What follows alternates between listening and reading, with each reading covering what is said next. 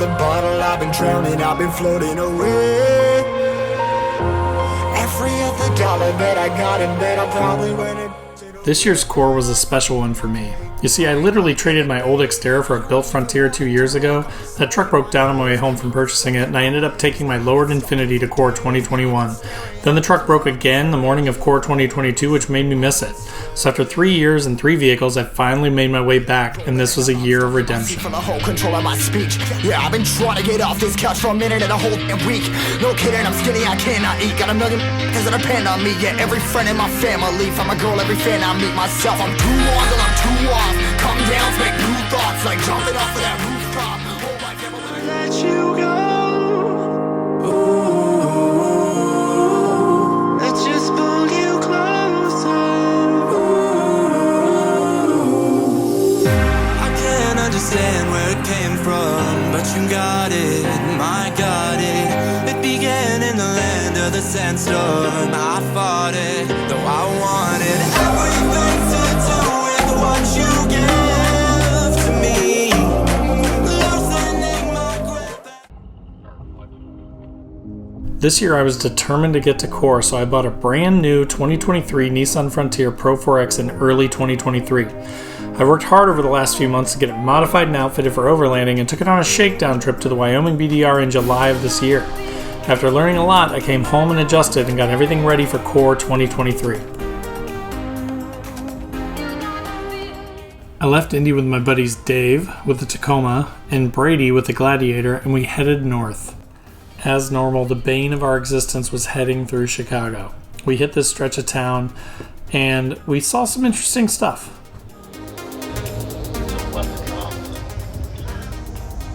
Bro, he just cut off that car and about smacked into him in that Lambo. This guy passed us and he had live animals and cat carriers strapped to the back of this open trailer.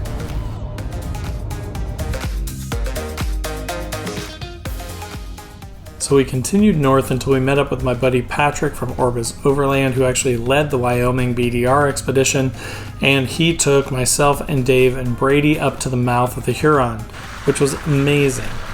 So it was great to meet him and his friends and hit the road with them, and we found some cool trails and even found an old abandoned train track.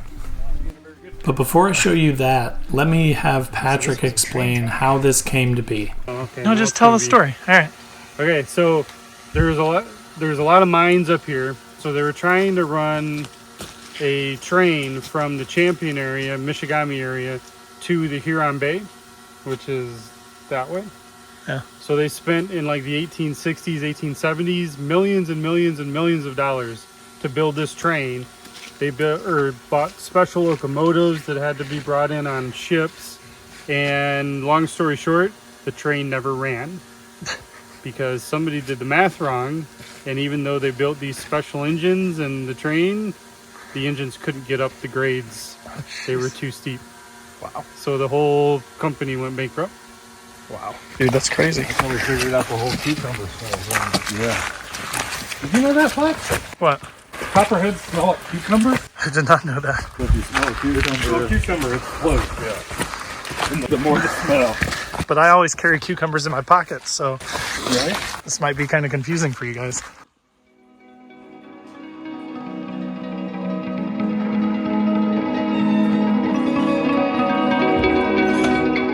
As we hiked up these long forgotten riverbeds where a company had once spent millions of dollars to lay train track through here, it was really interesting and fascinating to think about the work that went into what must have been a tremendous effort to create this thing that never ran.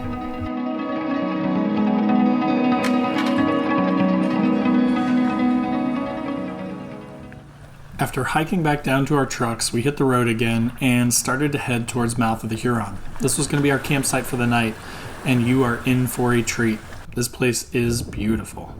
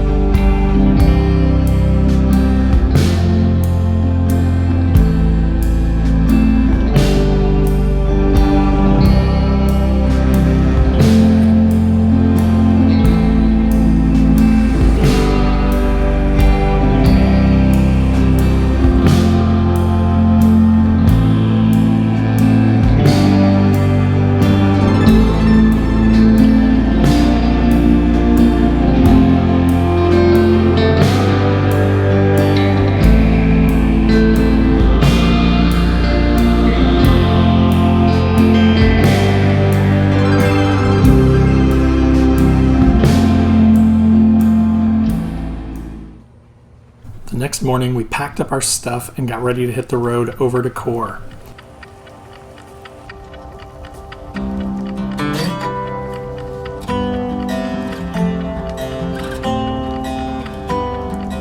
The drive from mouth of the Huron over to Copper Harbor where KOAR takes place is about a 3-hour drive, but on the way Patrick stopped to show us this amazing steel dam.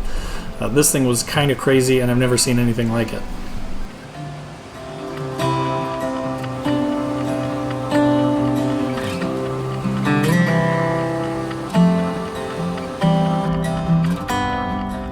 After we left the dam, we decided to take the road less traveled and hit some 2-tracks, and Patrick took us down this amazing old train track line that made it like it was a tunnel of trees. Apparently this was used for train tracks back in the day, but now it's a road.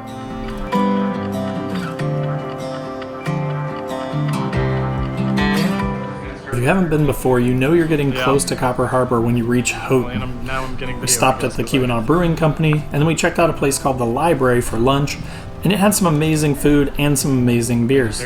According to our tour guide Patrick, apparently it was called the Library because students used to go there, and if their parents called to check on them, the phone would be answered, "This is the library." So they didn't know they were at a bar. After finishing lunch, we hopped in our trucks and headed across the bridge in Houghton. This is kind of one of the final big landmarks before you get close to Copper Harbor. So once we passed that, we did stop for a brief look at an overlook, and then we were on our way to KOAR. The drive into Copper Harbor is pretty breathtaking, especially with the colors coming into the trees. It was really pretty. And then as you get closer to Copper Harbor, that's when you know it's KOAR time.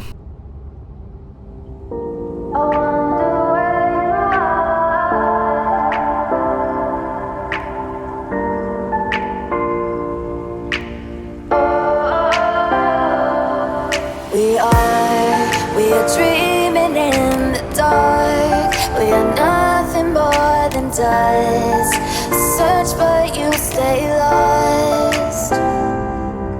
We are reaching for the stars, but we're making this too hard.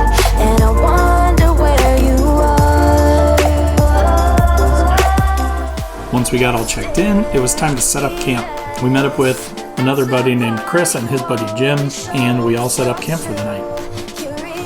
Lots of beers were enjoyed, and we had a good time sitting around the campfire and hanging out.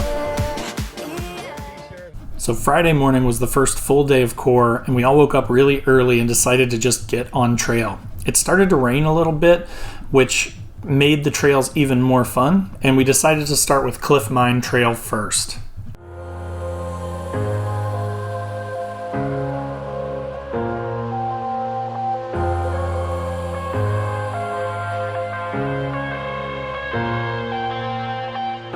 I'm headed to the bottom of the bottle. I've been drowning, I've been floating away. Every other dollar that I got in bed, I probably went and it away. I ain't f***ing okay, I ain't liking it, babe. I don't even wanna talk, I'm just smoking my haze. I've been stuck in my ways, I've been stuck here for days. I've been staring at the clock as the radio plays. I'm enslaved.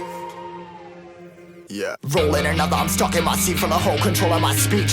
Yeah, I've been trying to get off this couch for a minute and a whole week. No kidding, I'm skinny, I cannot eat. Got a million cause that depend on me. Yeah, every friend in my family, from a girl, every fan I meet myself. I'm too on till I'm too off. Come down to make new thoughts, like jumping off of that rooftop. Hold my camera when I do not to make moves based on my mood drops. Like who's lost? Like who's lost? It's yo, stop. Standing killing me, running my brain full of shame. I don't wanna lose it. Full of stage, trying to find my pain. I see the sun coming out of that rain. My day really not tame. I'ma never slow down. I'ma never behave. Stuck inside this prison, inside this cage. It's taking over.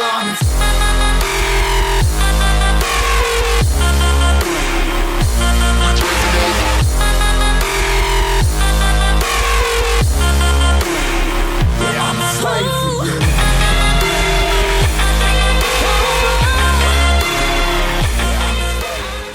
So once you conquer the climb up Cliff Mine Trail, you end up kind of along the spine of this mountain.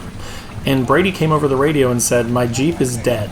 So we all got out and went back to try and see if we could help. I mean, it's running, right? It was running and just died. But it's running now, right? Yeah, we got it. John said it was its house battery was draining. It's that double battery. That's stock from Jeep, isn't it? And I've already had it replaced once. That's fun. Can you just turn it off?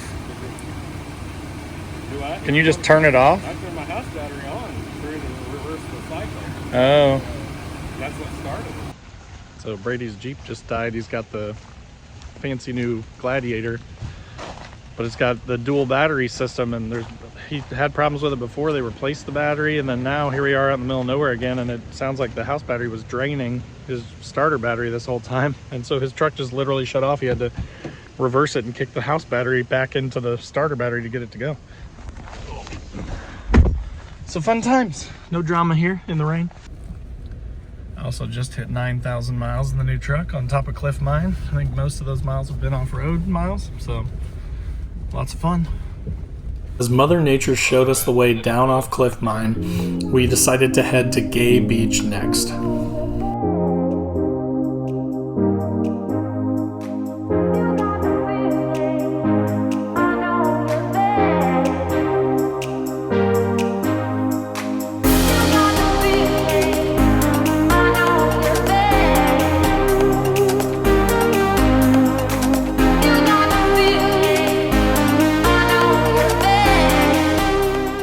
Gay Beach is actually a man-made beach from mining tailings and gets its name from the fact that it is located in Gay, Michigan. So as the rain started to worsen a little bit, we decided to hit up the Gay bar for lunch.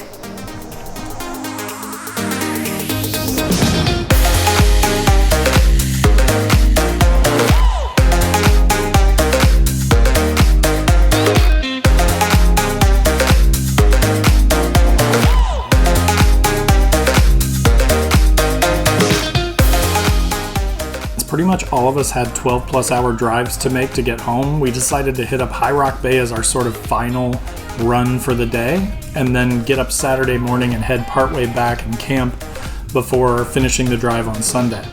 So we ended with a bang and went through the big puddles and out to the beautiful Huron Bay.